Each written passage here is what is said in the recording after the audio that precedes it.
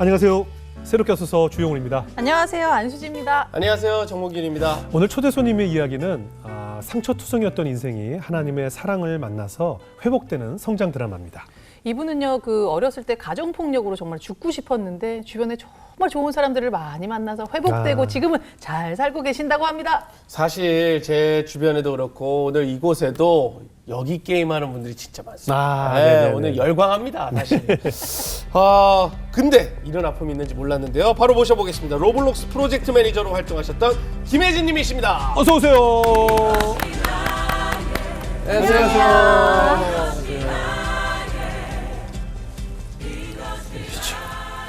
반갑습니다. 반갑습니다. 네. 방금 범기훈 형제가 소개 올렸지만 네. 로블록스의 프로젝트 매니저라고 네. 소개했는데 저희는 이제 자녀를 두고 있기 때문에 너무나 잘 알고 있습니다. 네. 게임 그만해 하고 보면 이제 로블록스를 하고 있고 우리 아이들이 요것만 끝나고 하면서 열심히 하고 있는 그 네. 게임 플랫폼이죠. 맞아요. 예, 좀 소개해 주시죠. 혹시 이제 모르는 분들이 낯설은 분들이 계시니까. 네, 로블록스는 사실 어떤 분들은 게임을 만드는 회사라고 생각하시는 분들도 많으신데 네네. 유튜브의 원리로 생각하시면 쉬워요. 네네. 그래서 유튜브에서도 우리가 사용자로서 구독도 하고 영상 시청도 하고 또 크리에이터로서 영상을 만들어서 올리기도 하잖아요. 네. 그런 것처럼 로블록스 안에서도 사람들이 사용자로서 다양한 게임이나 쇼핑이나 콘서트 같은 걸 경험하기도 하고 또 그걸 직접 만드는 크리에이터로 활동을 하기도 하는 플랫폼입니다. 저는 그 안에서 프로젝트 매니저로서 회사 운영하는 데 필요한 툴들 만드는 일을 했었습니다. 그럼 미국 회사잖아요. 네. 그럼 미국에 계셨던 거죠? 네, 실리콘밸리의 산마테오라는 도시에 있습니다. 말로만 듣던 실리콘밸리, 와, 실리콘밸리, 샌호세. 네. 범기 형제도 로블록스 해요? 저는 이제 옛날에 유튜브 하려고 예. 했었어요. 예, 예. 너무 안 맞아요, 저랑. 그래요. 이게 성향이 맞아야 돼요. 그래, 맞아요. 이게 게임은- 아이들이 정말 좋아해요. 아이들이 네. 좋아하죠. 네. 맞아요. 아이들이 이제 제일 먼저 게임에 입문하는 맞아요. 플랫폼인데. 네. 그러면 이제 미국에 사시다가 지금은 어떻게 한국에 잠깐 나오신 건가요? 네, 제가 이제 몸을 생각하지 않고 계속 일하고 예. 또 유산과 출산 반복하고 그러면서 몸이 조금씩 안 좋아지기 시작했어요. 네. 근데 고장이 나다가 이제 괜찮겠지 하면서 있었던 아토피라든지 알레르기성 뭐 두드러기나 뭐 이제 막 당뇨 전 단계 이렇게 오고 계속 몸이 안 좋아지면서 언제 쉬어야 될까 고민을 하다가 작년 6월에 남편이랑 같이 쉬기로 하고 가족들 다 잠깐 한국에 들어와 있는 상황입니다. 그러시군요. 네. 한국에 나오셨으니까 좀 건강 잘 회복할 수 있도록. 네. 예, 한국 좋죠? 너무 좋아요. 그죠? 한약도 먹고 그다음에 병원 검진도 받고 맛집도 많고. 맛집도 많고요. 네, 한국 음식 정말 많이 그죠? 그립거든요. 네네. 그래서. 아주 뭐 건강 회복되실 것 같아요. 네. 이 인터뷰 보니까 나는 정말 하나님 때문에 하나님 네. 덕분에 살아있다라고 고백을 해주셔서 이렇게 맞아요. 좋은 회사 다니고 잘 사셨던 분이 네. 어떤 일을 겪으셨을까 하는 궁금증이 생겼습니다. 오늘 그 이야기를 나눠볼게요. 네. 어린 시절 이야기부터 나눠볼 텐데 어린 시절에 굉장히 우울했었나 봐요. 맞아요. 제가 지금은 이렇게 막 웃고 있는데 네. 이것도 제가 만든 웃음도 되게 커요. 왜냐하면 어릴 때는 제가 항상 눌려 있고 집이 굉장히 무서운 집이었어요. 네. 그러니까 아빠가 이제 사랑하시는 마음도 분명히 있지만 이 양육 방식이 좀 어떻게 하시는지 잘 몰라서 저희가 많이 이제 폭력, 그 다음에 폭언 이런 걸 듣고 자라서 저는 제 자신이 이제 잘못했으니까 항상 그렇게 듣는구나 생각하고 자상도 굉장히 안 좋았고 그리고 집에서 사는 게 지옥 같았어요. 그러니까 아빠가 저희한테 항상 하시던 얘기가 이렇게 밥을 먹고 있으면 언제 무슨 잘못을 할지 항상 감시를 하고 있다가 마음에 안 드는 게 있으면 바로 막 숟가락 이렇게 막 먹던 게 날라와서 머리를 막 숟가락 던져요? 막 때리세요, 되게. 숟가락으로? 네. 이렇게 네, 하면서. 근데 그게 진짜 아프거든요. 그래서 머리가 막 띵 하면서 저는 막 아무 소리가 안 들리고 근데 이제 거기서 막 울거나 그 반항을 할 때는 더 심하게 이제 막 후폭풍이 오니까 꾹꾹 참으면서 울면서 막 눈물이 그렁그렁한 채로 밥을 먹는 거예요. 그러니까 아침에 밥 먹는 게 정말 고역이었고 이왕이면 아빠가 안 일어나실 때 빨리 일어나서 그냥 집에서 학교로 나가고 그 다음에 최대한 안 부딪히게 늦게까지 학교에 있다가 오고 그런 적이 되게 많았어요. 굉장히 어린 시절이었다는 거잖아요. 네, 초등학교 초등학교 뭐 때? 이럴 때고 저는 그때 되게 작았어요. 저희 동생도 되게 작았고 네. 근데 저희 둘이 진짜 막 벌벌 떨면서 항상 밥 먹고 그 다음에 아빠가 그럴 때마다 이제 얘기하신 게 방송에서 나가도 되는지 모르겠는데 막 이제 뭐 남친 같은 년아, 뭐 밥통 같은 년아, 그다음에 뭐 전혀는 자궁에서 긁어냈어야 되는데 막 이런 얘기를 막 심하게 하세요. 근데 그게 이제 잘못된 건지 모르고 그냥 뭔가 이렇게 호되게 혼을 내면 애가 교정을 할 거라고 생각해서 얘기를 하셨던 것 같은데 이렇게 센 얘기를 하시는 거예요. 그러니까 저희는 그거를 그냥 늘 부모가 그렇게 얘기를 하니까 나는 그런 존재구나라고 받아들이면서 살게 된 거죠. 그래서 저희가 뭐 조금 꾸물거리거나 아빠의 마음에 안 든다. 그러면 머리를 좀 감다가 늦게 할 수도 있잖아요. 네. 그러면 이제 이렇게 욕조에서 이렇게 머리 감고 있는데 엉덩이 뒤에서 발로 차서 이제 막 욕조에 막 들어가기도 하고 제 동생 같은 경우에는 막 맞다가 이렇게 서랍장 문고리 같은 거 있잖아요. 거기 어깨가 이렇게 닿았는데 계속 밟히니까 이거 다 찢어지기도 하고 그래서 저희는 계속 그런 걸 보면서 아빠가 너무 무섭고 내가 부모가 신이 사랑을 하나하나 해주기 힘들어서 사실 보내준 사랑의 그 존재들이잖아요. 근데 부모님이 사랑을 하시는데도 이 정도면 내가 얼마나 못나고 가치가 없고 내가 진짜 얼마나 문제가 많으면 이렇게 대하실까를 늘 고민하면서 살았던 것 같아요. 여동생은 더 어린데도 그렇게 2살 더 어렸어요. 더 어린데도 더 귀엽고 정말 더 작고 여자아이. 네. 어떻게 그래? 저희가 잘 그 막 밥 먹고 이런 거에 대한 이제 그 관심이 잘 없어서 왜냐하면 늘 살얼음판처럼 사니까 그냥 빨리 먹고 가고 잘 못 먹고 소화불량 항상 있고 이랬어서 저도 계속 어른 될 때까지 39kg 정도, 39kg, 40kg 지금은 정말 이제 아기 낳고 이러면서 많이 살이 쪘는데 지금이 좋아진 거군요. 네네. 근데 저희 동생도 정말 마르고 조그맣고 그래서 항상 저희는 1번 이렇게 제일 첫 줄에 앉아 있고 그랬었어요. 아니 이렇게 구타를 당하면 네. 또 어머님들이 나서서 맞아요. 엄마가 그래도 자녀들 편 들잖아요. 그쵸. 어머니는 어떠셨어요? 엄마가 편을 들긴 하셨는데 그냥 그만해 하지 마. 근데 힘이 없으세요. 엄마가 우울증도 심하셨고 항상 나는 못해, 나는 무서워 이렇게 이런 태도로 사셔서 아이고. 엄마는 좀 저한테 언니 같은 존재였어요. 아픈 언니. 그래서 아빠가 이렇게 센 힘으로 막 분노가 폭발하면서 사람이 힘이 엄청 세질 때는 아무도 못 말리잖아요. 그러니까 그냥 옆에서 하지마 이렇게 얘기만 하시고 저희는 그냥 이제 그대로 맞는 거죠. 그래서 엄마가 저는 이렇게 막 방패막이가 든든하게 막 된다기보다는 그러다가 엄마가 맞을까봐 또 저도 아이고. 이제 막 걱정되고 그리고 엄마가 이제 항상 누워 계셨어요. 제 기억에 엄마는 비가 와도 우산을 학교에 들고 오지 않으세요. 그냥 제가 비를 맞고서 온 적이 너무 많았고 학교에서 무슨 일이 있거나 뭐 이제 학교 상담이나 아이들 준비물이나 막 이런 거 해야 되잖아요. 그걸 다 제가 챙겼어요. 왜냐하면 저는 제가 그렇게 해서 엄마의 어려움과 엄마의 아픔을 좀 덜어드려야 되겠다는 생각이 강해서 아주 어릴 때부터 혼자 챙기고 그다음에 동생한테도 제가 엄마처럼 다 챙겨주고 동생 상담도 제가 막 갈 때도 있고 굉장히 이제 네가 혜진이 동생이구나 이러면서 선생님들도 오히려 저한테 얘기하시고 뭐 그런 식으로 엄마처럼 살았죠. 아니 아버지가 어머니는 그러면 뭐 이렇게 폭력 안 했어요? 저희 엄마를 아빠가 너무 사랑하셨어요. 그래서 저희한테 더 세게 하신 게 있는데 무슨 소리야 이게? 그러니까 엄마 아빠가 결혼을 하실 때 아빠가 엄마를 너무 좋아하셔서 내가 너랑 결혼 안 하면 바다에 빠져서 죽겠다 막 이런 얘기를 하셨어요. 근데 엄마가 그때도 좀 엄마도 억눌리고 살고 부모님한테도 그렇게 사랑을 많이 못 받고 자라셔서 좀 자포자기 심정으로 그냥 결혼하신 거예요. 근데 아빠가 그때 내가 슈퍼맨이 돼서 엄마는 절대로 어려운 일 안 당하게 하고 일도 안 하고 화초처럼 항상 이렇게 곱게 살게 해야 되겠다는 결심을 하시고 정말 열심히 혼자서 일하시고 좀 엄마한테는 웬만하면 세상의 어려움을 많이 안 느끼게 하시려고 되게 노력을 하셨는데 저희가 태어났잖아요. 그래서 저희가 태어났는데 애들이 싸워요. 엄마가 힘드니까 아빠한테 전화를 해요. 저는 아빠한테 전화한다는 소리가 제일 무서웠거든요. 근데 저희가 보통 엄마가 아이들이 싸우면 중재해주고 얘기 들어준 다음에 막 가이드도 해주고 하잖아요. 근데 저희 엄마는 왜 이렇게 싸우니? 이렇게 힘이 항상 없으시고 그러다가 너무 화가 나시면 아빠한테 전화한다고 그래서 아빠가 회사에 있는데 막 전화를 하세요. 그럼 이제 아빠 수화기로 아빠 소리가 막 들려요. 막 소리 지르면서 이제 너 이 XX 같은 막 이런 너네 이제 죽는다 집에 가면 그럼 이제 그때가 뭐 오후 정도 되면 밤에 아빠가 들어오실 때까지 저는 공포인 거예요. 나 언제 빨리 그냥 죽어야겠다. 이거 어떻게 하면 피할 수 있지?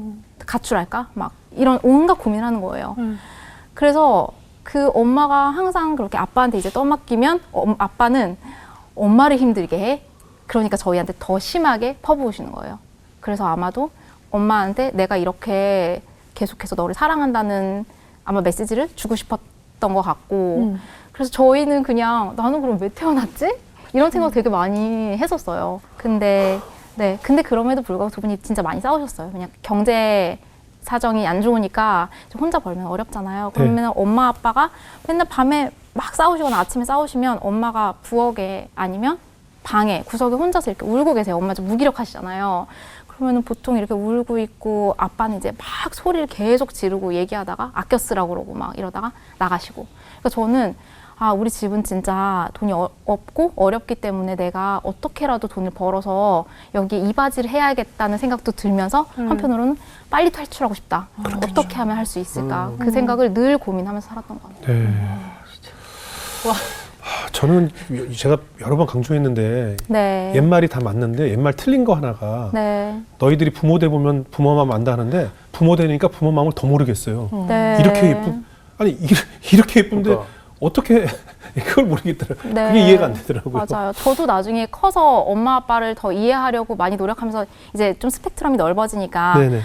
이게 내가 잘못한 게 아니라 아빠도 힘들었겠구나, 엄마도 힘들었겠고 그다음에 저희 엄마 아빠가 지금 생각해 보면 그때가 좀 사춘기 아니면 이제 20대 아주 초반에 좀 어린 정서를 가지고 계셨어요. 그러니까 그 정신으로 세상을 맞서서 싸우면서 계속 부모로서 역할을 해야 되니까 얼마나 힘드셨을까 이런 생각도 들고 좀 애기 같으세요. 막 욱하고 막 뿜어내고 소리 지르고 이런 게 사실 부모들이 이렇게 참고 네네. 좀 하잖아요. 근데 그런 게 없이 사춘기 언니 같고 사춘기 오빠 같은 느낌인 거예요. 네. 좋게 포장을 예. 하시네. 네, 그런 네. 경우 아유.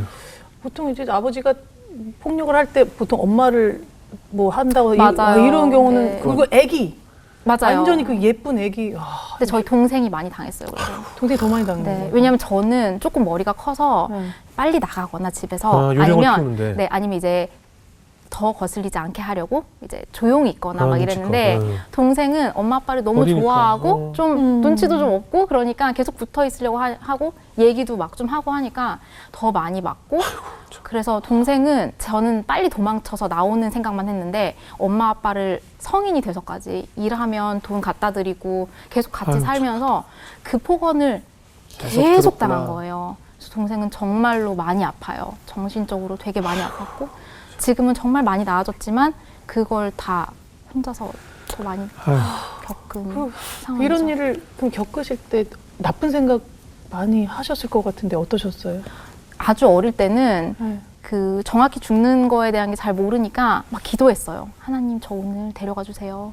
제발 저 내일 태양을 보지 않게 해주세요. 이러면서 밤새도록 기도를 하면서 막 항상 전 맨날 울고 잤거든요. 그래서 기억이 밤마다 이렇게 제 집 방에 책장을 이렇게 쳐다보면서 멍하니 있다가 또 힘 나면 기도하고 또 멍하니 있어서 그 장면이 너무 생각이 나요. 근데 하나님이 목숨을 막 마음대로 가져가시지는 않고 그래서 제가 어떻게 하면 죽을 수 있을까? 여기서 뛰어내리면 죽을까? 아니면 칼로 어디를 그으면 죽을까? 뭐 아니면 목을 매달면 될까? 이러면서 그런 생각을 너무 많이 하면서 계속 연구를 하고 그런 거예요. 그러다가 이제 막 잘 못하면 이제 서툴잖아요. 그래서 다음날 아침에 태양이 뜨면 그래 네가 지금 능력이 없어서 제대로 못해서 용기가 없어서 너는 지금 이 태양을 보면서 또 하루를 사는 벌을 받은 거야. 이러면서 스스로에게 계속 스스로를 저주를 하는 거예요. 그리고 다시 오늘 아무렇지 않은 듯 나가서 살아. 스스로에게 이렇게 얘기하고 막 세수한 다음에 학교에서는 너무 멀쩡하게 이제 나가서 아무런 일이 없었던 듯이 살고 집에 와서 또 울고 그 반복을 계속 하면서 괴리가 막 커지게 된 상황이 됐어요. 학창 시절 때는 그럼 공부도 잘 하시고. 네, 근데 제가 공부가 저한테 구원이었어요. 여기서 또. 네, 왜냐하면 저를 지금 써줄 뭐 사업장이라든지 뭐 제가 일할 데가 없잖아요. 제가 돈을 벌어서 나가야 되는데 근데 돈을 벌 수 있는 방법이 뭐 전국 대회 나가서 상을 받든지 공부를 잘하고 이러면 장학금을 막 줘요. 옛날에 도서상품권부터 예, 시작해서 예. 상금 막 30만 원부터 시작해서 뭐 1년 장학금 이렇게 주기도 하고 하잖아요. 그래서 그런 거를 하면서 제가 대회를 계속 나갔고 그다음에 공부를 정말 열심히 했어요. 그래서 선생님 말씀 들으면 막 토시 하나 안 틀리고 다 막 적어서 제 노트가 이제 전교생 애들한테 퍼지기도 하고 그다음에 애들 친구들 가르쳐주고 이러면서 친구들이 제가 좀 그래도 이상했을 거잖아요. 근데 공부를 잘하니까 그 친구들의 부모님들도 저한테 되게 잘해주시고 선생님들도 되게 예뻐해주시고 그래서 계속 이제 학급 임원도 하고 그다음에 친구들한테 되게 잘하면서 학교에서는 완전히 다른 인생을 이제 살게 된 거죠. 근데 이게 이게 되네? 그러면서 내가 근데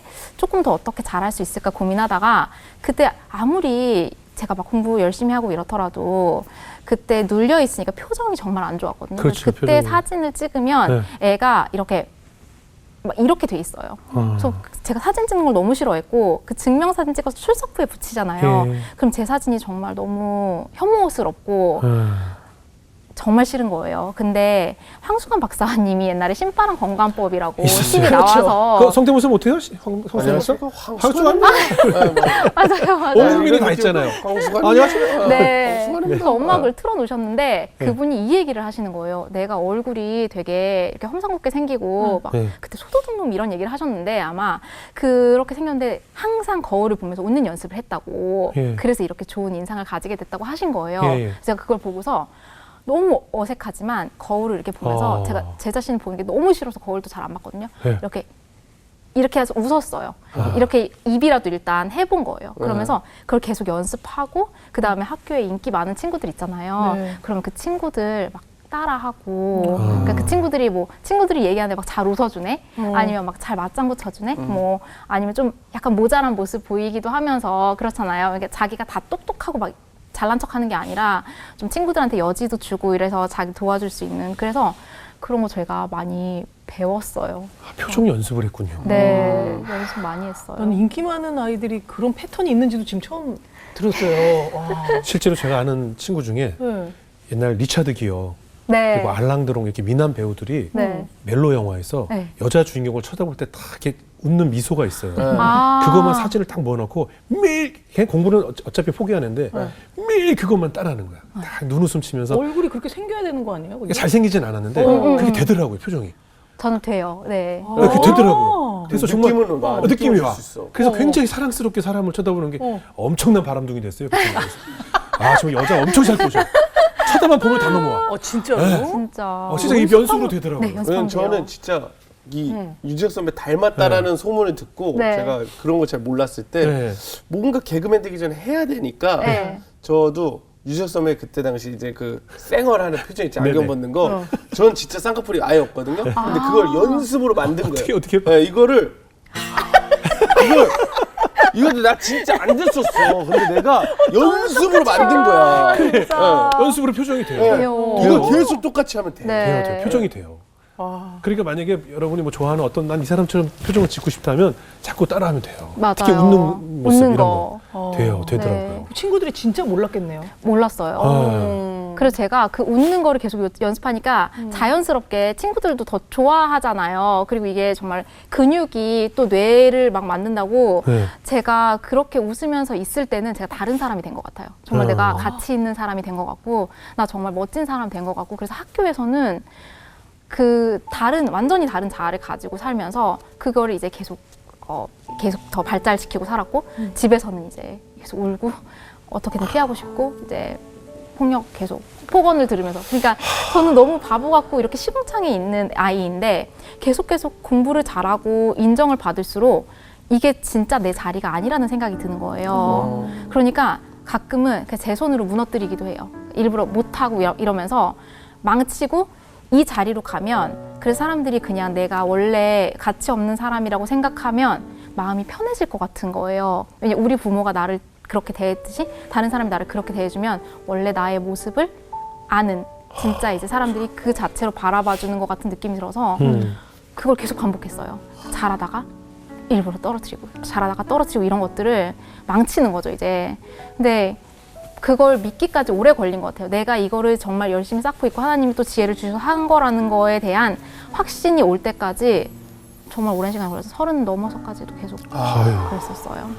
아니, 동생분은 그러면 어땠어요? 뭐 학업이나 또 언니랑 비교했을 때. 동생이 공부를 정말 잘했거든요. 예, 예. 그래서 저희가 둘 다 이제 그때 연합고사 보고 내신해서 자립형 사립고가 있었는데 그 그래요? 사립고를 갔어요. 네네. 둘 다 공부 너무 잘했고, 근데 저는 이제 입학하면서 너무 잘해서 3년 장학금을 받고 들어갔고, 저는 엄마 아빠한테 손을 벌리기 싫으니까 어떻게든 이제 다 학비 막 내주는 곳 이런 데를 간 거예요.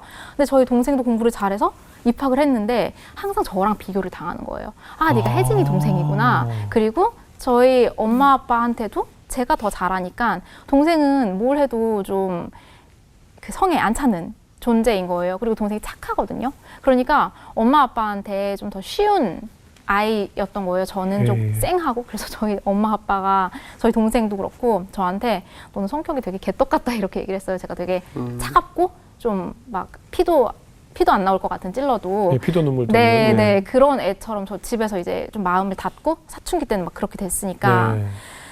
그래서 동생이 항상 그 애교 많고 그런 이제 집안 역할을 했는데 그러니까 동생한테 더 많이 폭력이 간 거예요. 더 폭언을 많이 하게 되고 붙어 있는 시간이 많으니까. 그래서 동생이 원래는 되게 인기 많고 귀여웠어요. 네. 근데 표정을 얘는 이제 웃음 연습이나 이런 걸 못하고 아. 계속 엄마 아빠의 말씀을 내면화한 거죠. 그래서 자기는 그냥 그런 존재라고 생각하니까 친구들이 같이 놀아도 이게 얘기도 네. 대화도 통해야 되고 재밌고 이래야 같이 노는데 은따를 이제 당하기 시작한 거예요. 근데 엄마 아빠가 그때 너 같은 애를 누가 좋아하냐? 너 같은 애는 왕따 당할 만하지 이렇게 이제 얘기를 하시고 한 번도 편을 안 들어주시고 저한테도 막 야 너 같은 애를 누가 좋아하냐 그래서 저 남편이랑 결혼했는데 막 너 같은 애랑 살다가 못 산다고 막 이혼한다고 그러고 성인이 된 이후에도요? 네네 막 그렇게 얘기를 하셨어요. 그러니까 저희의 가치는 아빠한테 항상 그런 존재였던 거예요. 그러니까 저희 동생이 그래서 왕따를 당하면서 점점점 이제 마음 풀 데도 없고 그러니까 그치. 이제 정신병에 이제 계속 이제 나락에 들어가게 됐죠. 우울증으로 시작해서 이제 나중에는 네, 조울증 가고 정신병원에 계속 입원하고 지금도 계속 약을 먹고 있는데 지금 정말 많이 좋아졌어요. 근데 진짜 동생이 되게 불쌍해요. 그리고 제가 엄마였잖아요. 예. 근데 엄마 같은 제가 항상 같이 챙겨주다가 제가 이제 대학교를 갔거든요. 그러면서 저는 서울로 빨리 도망을 왔어요.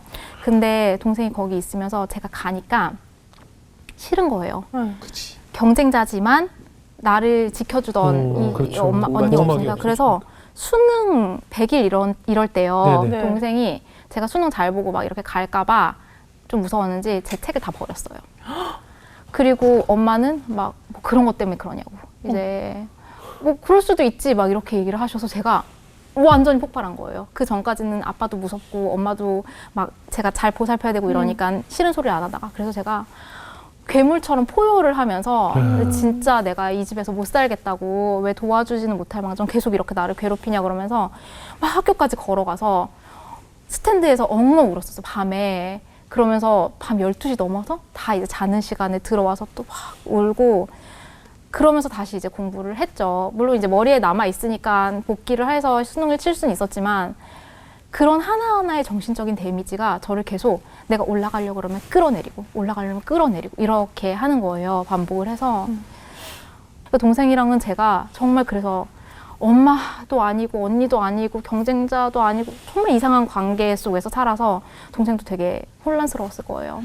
아무리 들어도 상식적으로 이해가 안 되는데 혹시나 해서 여쭤보는 건데 네. 아버님이 혹시 남아 선호를 해서 아들이 그러지 아니라서 않았어요. 그런 건 아니에요? 그건 아니고 그건 아니에요? 아빠도 똑같이 학대를 당하셨어요. 그러니까 제가 늘 얘기했지만 피해자가 가해자가 된다고. 계속 네. 그렇게.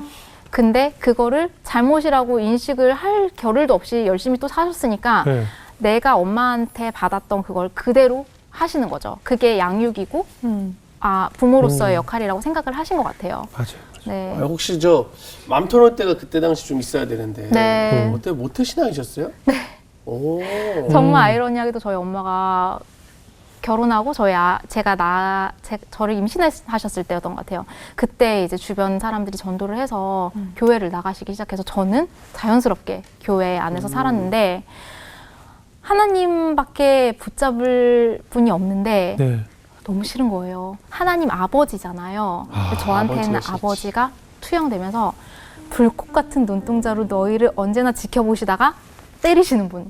아니면 성경에 막 쓸어버리시는 게 나오잖아요. 네. 사람들, 죄인들 쓸어버리시고 내치시는 분. 그러면서 십계명에 내 부모를 공경하라 이렇게 쓰여 있는데 저는 부모를 순종하는 마음이 마음속에 없고 계속 미워하는 마음만 가득하고 그러니까 수련회 가면 캠프파이어에서 엄마 막 잘못했어, 아빠 잘못했어 쓰잖아요. 근데 아무리 생각해도 저는 제가 잘못한 게 없는 거예요. 왜냐하면 제가 알아서 다 하고 있고 진짜 뭐 근데 그렇게 하면서 막 엉엉 울고 하나님한테 회개를 하면서 근데 미운 거예요. 그래서 막 이거 안 주고 싶고 그런 다음에 하나님이 이제 만약에 부모를 공경하지 않아서 네. 지옥 간다고 막 그러면 그래 난 지옥 가겠구나. 난 계속 악이 계속 쌓여 있어서 기도를 해도 나는 지옥 가겠구나 이런 생각을 했고 저희 부모님이랑 저희 동생도 야, 너 같은 애 보고 있으면 사람들이 교회 안 가겠다. 야, 너 때문에 사람들이 신앙생활 안 하겠다. 이런 얘기를 하셨어요. 그래서 제가 조금이라도 뭔가 거슬리는 얘기를 하거나 하면 그게 그렇게 저한테 막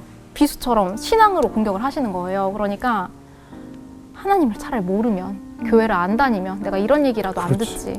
근데 난 붙잡을 거 하나님밖에 없는데 계속 그것 때문에 내 자신을 또 검열하고 나는 역시나 버러지 같은 존재구나 이러면서 자상이 그래서 더 안 좋게 된 것 같아요. 부모를 공경하지 않는다는 그게 죄책감으로 크게 다가왔고 그래서 교회를 중학교, 고등학교 때는 많이 떠나서 살았어요.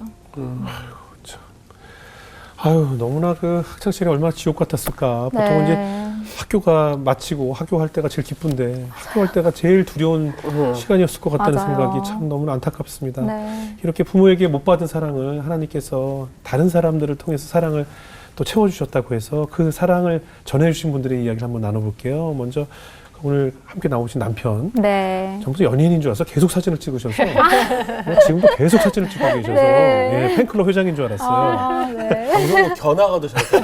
견아가.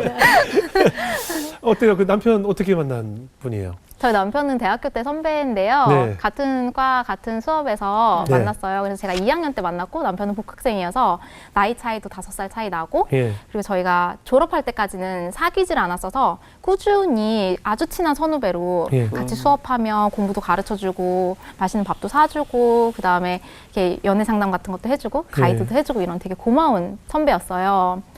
근데 선배이지만 저희 남편이 이제 저를 보면서 되게 열심히 살아요. 제가 이제 매 순간을 열심히 살았을 건데 예. 그 장학금 받느라고 공부 열심히 하고 그다음에 아르바이트 계속하면서 생활비 벌고 혼자서 살아야 되니까 그러면서 되게 열심히 뛰어다니는데 얘가 뭔가 가이드가 없어서 삽질을 많이 하는 느낌이라는 생각이 들었대요. 그래서 되게 안쓰럽다. 조금만 이렇게 도와줄 수 있으면 좋을 텐데 해서 그래서 많이 이제 공부도 가르쳐주고 좀 도와주면서 조언을 그렇게 해줬어요. 이제 얘기를 하는 거고 마음에 드니까 밥도 사주는 거예요. 그 근데- 남자는 티를 안 낸 거지 5년 전부터 사실 마음에 든 거예요. 밥을 왜 사주고 마음에 안 드는 애가 저쪽으로 가든 산으로 가든 내가 뭐 그렇잖아요. 근데 이렇게 포장을 하는 거죠 남자들이. 맞습니까? 근데 오해하면 안 되는 게, 네, 그때 다 여자친구, 남자친구들이 다 있었어요, 또. 아, 그럼 또 얘기가 다르지. 그러니까, 네. 그래서 아, 저분 그때 또 다른 여자친구 있었어요? 네, 네. 그 여기 또 다른 남자가 서로 있었고? 다, 네, 또 좋은 사람들이랑 사귀고 그거 있고. 더 나쁜 사람인데? 아니에요. 더 이상한데? 그런 건 잘못됐는데. 이렇게 저뿐만이 만나는데 아니라. 혹시 낚싯대를 하나 또 있어요. 아니, 여러 명에게 되게 잘해주는 항상 그런 선배였어요. 좋은 오빠. 좋은 너무너무, 선배. 좋은 선배. 네, 좋은 선배였어요. 네. 그래서 뭐 그거를 의심할 여지는 없었고 그래요? 네. 정말 고맙고 그런 선배였는데 이제 저희가 졸업하고 나서 네. 서로 이제 남자친구 여자친구 없어지고 네. 우연히 이제 계속 친하게 통화를 많이 할 일이 생겨서 네. 하다가 저희 꿈 얘기도 나누고 저는 사실 그 당시에 뭐 집도 어렵고 제가 막 돈 벌어서 살고 이래야 되니까 감히 꿈은 꾸지는 못하지만 저 나중에 혹시라도 이제 기회가 되면 유엔 교육위원회라든지 이런 비영리 단체 같은 데서 거기서 일하면서 사람들 많이 돕고 전 세계적으로 돌아다니면서 살고 싶어요 이런 얘기를 했었어요 남편한테. 네네. 근데 남편도 유학을 갈 계획을 가지고 있고 또 나도 너랑 비슷한 꿈을 꾸고 있어 이렇게 얘기를 하는 거예요. 그래서 정말 급속도로 가까워지다가 이제 연인으로 발전해서 결혼을 하게 됐어요. 네네. 그 꿈도 그 자리에서 생겼을 거예요. 얘기 듣다가 같이 가고 싶으니까. 네. 근데 이제 하나님께서 이분을 보내주셨다라는 마음이 이제 생기는 순간이 있잖아요. 네. 언제였을까요? 제가 아무리 뭐 밝고 명랑하고 겉으로 그렇더라도 네. 연인이 되면 좀 달라요. 왜냐면 가족이 되면서 그렇지. 마음이 좀. 네. 네, 완전히 나의 좀 민낯을 드러내게 되잖아요. 네, 근데 그렇죠. 저희 남편한테 제가 그래서 부모님이 하듯이 심하게 얘기를 하는 거예요. 남편의 부족한 점이 보이면 되게 심하게 막 이제 다그치고 왜 이런 것도 모르냐고 하고, 그거를 그냥 저는 아마도 부모님이 저를 사랑으로 대하셨기 때문에 그렇게 한 것처럼 남편이 더 잘 되기 위해서 좀 더 네. 배운 거니까. 맞아요. 그렇게 한 거예요. 근데 그게 남편 입장에서는 너무 스트레스가 그럼. 되는 거예요. 왜냐면은 너무 멋지고 자기 알아서 잘하는 능력 있는 사람이었는데 저한테 오면은 정말 너무 무시를 당하면서 온갖 폭언과 막 이런 얘기를 하니까 남편이 기도를 했대요. 하나님 힘들어요. 이렇게 기도를 했는데 저희 남편이 원래 모태신앙이라서 뭐 기도를 열심히 하긴 했지만 뭐 뭘 보거나 듣거나 이렇게 뭐 신비한 체험을 하진 않아요. 저희도 네네. 그런 주의가 아닌데 하나님이 말씀을 하시는 거예요. 그러면서 너 예전에 중학교 때 수련회에서 배우자 기도한 적 있잖아.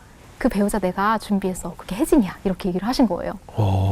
그러면서 그때 그러면서 너가 배우자 기도하면서 준비하면 하나님이 준비해 주시면 하나님 평생 전하는 사람이 되겠다고 하셨지? 그러니까 이제 그 약속 지키라고 그렇게 얘기를 하신 거예요. 그래서 남편이 이게 무슨 소리인가 자기 까먹고 있었는데 그리고서 하나님이 한마디를 더 하셨어요. 혜진이한테 가서 복음을 전해. 저희 남편이 아니 근데 혜진이는 모태신앙이고 복음에 대해서 이미 너무 잘 알고 있다고 그랬는데 그래도 가서 전해 이러셔서 전화를 한 거예요 저한테. 네. 하나님이 전화라고 하셨는데 우리를 너무 사랑하셔서 예수님을 보내셔서 십자가에 못 박혀서 돌아가시고 우리 죄를 대속하셨대 이렇게 얘기를 하는 거예요.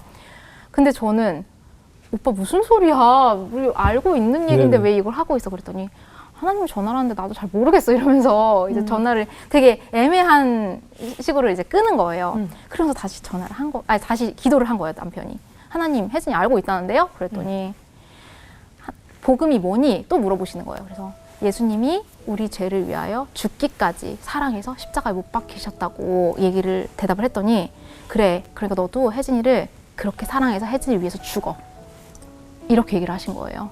저한테 복음이었던 거예요. 그게 남편이 죽기까지 사랑하는 게. 그래서 남편이 이제 그게 앞으로 닥칠 어떤 시련의 이제 전초전인 줄 모르고 그냥 네 알겠습니다. 저 많이 사랑할게요. 예, 그렇게 한 거예요. 근데 그래도 사랑하지 못하는 모습이 저한테 계속 많이 보여서 계속 죽고 싶다 그러고 막 이럴 때가 있었는데 제 동생이 제가 너무나 사랑하던 반려견을 제가 결혼하기 전에 한 3주 전에 가출을 하면서 같이 데리고 나갔어요. 그러면서 갖다 버린 거예요. 동생이? 네.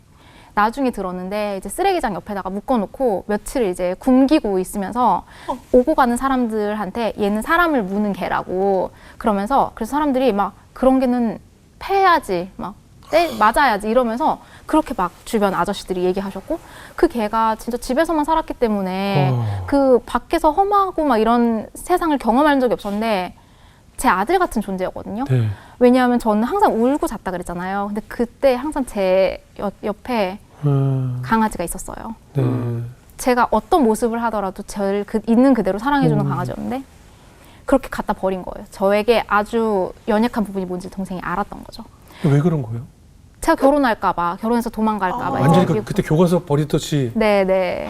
그래서 이제 도망가서 동생은 결혼식에도 안 나타났어요. 이제 저한테 이제 후폭풍이 올 걸 아니까 아예 가출을 하고 나가버린 거예요.